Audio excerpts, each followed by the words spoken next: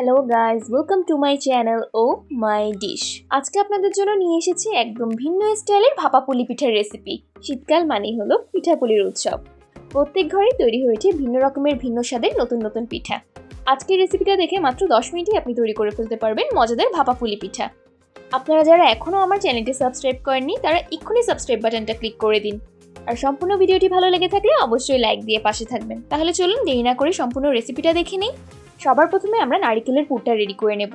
সসপ্যানে আধা কাপ পরিমাণ খেজুরের গুড় দিয়ে দিলাম আর সামান্য একটু পানি দিয়ে ভালো করে নাড়াচাড়া করা শুরু করে দিলাম। গুড়টা যতক্ষণ পর্যন্ত না গলে ততক্ষণ পর্যন্ত এভাবেই ভালো করে নাড়াচাড়া করতে হবে।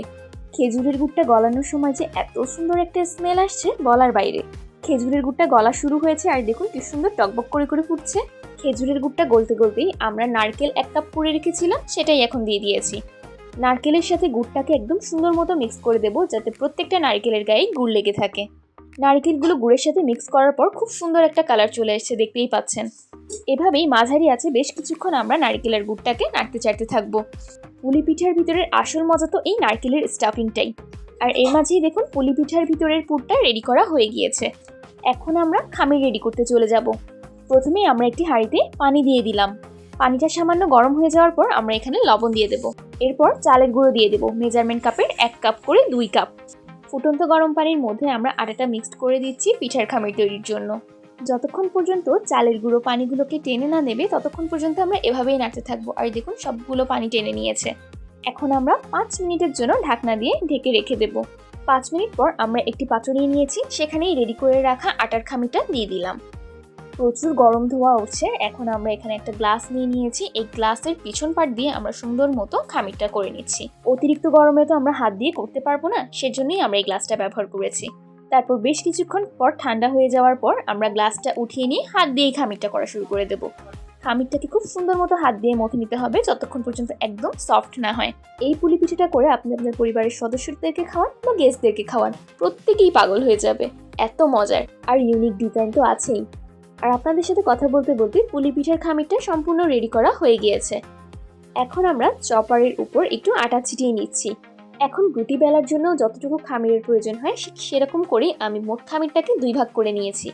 তার মধ্যে 1 ভাগ নিয়ে সুন্দর মতো হাতে গোল করে নিচ্ছি। গোল করে শেপ করা হয়ে যাওয়ার পর আমরা এখন রুটি যেভাবে বেলতে হয় সেভাবে করেই রুটিটা বেলে নেওয়া শুরু করে দিচ্ছি। রুটি কিন্তু পাতলা হয়, কিন্তু আমরা এই পুলি পিঠার রুটিটাকে পাতলা করব না, একটু মোটা রেখেই বেলবো। সম্পূর্ণ রুটিটা আমার বেলা হয়ে যাওয়ার পর আপনাদেরকে দেখাবো আমি কতটুকু মোটা রেখেছি। দেখুন গোল করে রুটিটা বেলা হয়ে গিয়েছে। এখন এই যে আপনাদেরকে আমি দেখে নিচ্ছি যে আমি কতটুকু মোটা রেখেছি, আপনারাও এরকম মোটাই রাখবেন। এবার আমি একটা নাইফের সাহায্যে চারপাশে সুন্দর মতো চারকোনা করে কেটে নিচ্ছি। এই চারকোনা করে কাটার কারণে আমার রোলটা খুব সুন্দর হবে আর পিঠাটা বানানো খুব ইজি হয়ে উঠবে। চারকোনা করে তো কাটা শেষ হয়ে গেল। এখন আমরা রেডি করে রাখা নারকেলের স্টাফিংটা দিয়ে দেব। পুরো রুটিটার উপর সুন্দর মতো আমরা স্টাফিংটাকে অ্যাড করে দেবো, একদম পাতলা একটা লেয়ার করে। সবগুলো সুন্দর মতো দেওয়া হয়ে যাওয়ার পর আমরা এটাকে রোল করে নেব। এই যে দেখুন সুন্দর মতো করা হয়ে গিয়েছে। এখন ভিডিওতে দেখানো পদ্ধতি অনুযায়ী রুটিটাকে সাইড থেকে ঘুরিয়ে উঠিয়ে নেওয়ার পর আমরা সুন্দর মতো রোল করা শুরু করে দেব। দেখতেই পাচ্ছেন আপনারা খুব সহজে কিভাবে করে আমরা রোলটা করে নিয়েছি। রোলটা করে নেওয়া হয়ে যাওয়ার পর আমরা এখন সুন্দর মতো লাস্টে জোড়া দিয়ে দিচ্ছি। রুটির এক সাইডের খামিরের সাথে আরেক সাইডকে সুন্দর মতো হাত দিয়ে চেপে জোড়া লাগিয়ে দিচ্ছি। এই তো এভাবেই আমাদের একটা রোল করা হয়ে গিয়েছে। আমরা আরও একটা সুন্দর মতো করে নিয়েছি। এবার এগুলোকে ভাপে দেওয়ার জন্য চুলোয় আমরা গরম পানি হতে দিয়ে দিয়েছি। আপনাদের কাছে এরকম স্টিমার না থেকে থাকলে আপনারা একটা ছিদ্রযুক্ত ছাঁকনি দিয়ে দেবেন, সুন্দর মতো তার উপরেই বসিয়ে দেবেন পুলি পিঠার রোলগুলো। পুলি পিঠাগুলো সুন্দর মতো বসানো হয়ে গেছে। এবার ঢাকনা দিয়ে ঢেকে দিলাম। 15 মিনিট পর ঢাকনা খুলে দেখি একদম ভাপে তৈরি হয়ে গিয়েছে মজাদার পুলি পিঠা। এবার ঠান্ডা হওয়ার পর আমরা চপিং বোর্ডে আবার নিয়ে সুন্দর মতো একটা নাইফের সাহায্যে কাটা শুরু করে দিয়েছি।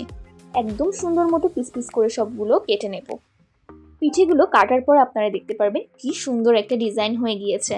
পিঠার খামিরের সাথে নারকেলের কম্বোটার কালার যে এত সুন্দর লাগবে বলার বাইরে। খুব কম সময়ে আর ঝটপট এই আকর্ষণীয় ডিজাইনটা আপনিও তৈরি করে ফেলতে পারবেন মজাদার পুলি পিঠার। সবগুলো সুন্দর মতো করে কাটা হয়ে যাওয়ার পর আমরা একটি সার্ভিং ডিশে সুন্দর মতো সার্ভ করে দেব। আমি একটা সার্ভিং ডিশ নিয়ে নিয়েছি। এবার একে একে সব ভাপা পুলি পিঠাগুলো দিয়ে দিচ্ছি। একদম যেমন বলেছিলাম তার থেকেও বেশি সুন্দর হয়েছে, মাশাআল্লাহ। আপনাদের সবার আমার আজকের ভাপা পুলি পিঠার রেসিপিটি কেমন লেগেছে অবশ্যই কমেন্টে জানাবেন, আর সম্পূর্ণ ভিডিওটি ভালো লেগে থাকলে লাইক দিয়ে পাশেই থাকবেন। যারা এখনও আমার চ্যানেলটি সাবস্ক্রাইব করেনি তারা এক্ষুনি সাবস্ক্রাইব বাটনটা ক্লিক করে দিন। সবাই ভালো থাকবেন, সুস্থ থাকবেন, আর ও মাই ডিশের সাথেই থাকবেন। আল্লাহ হাফেজ।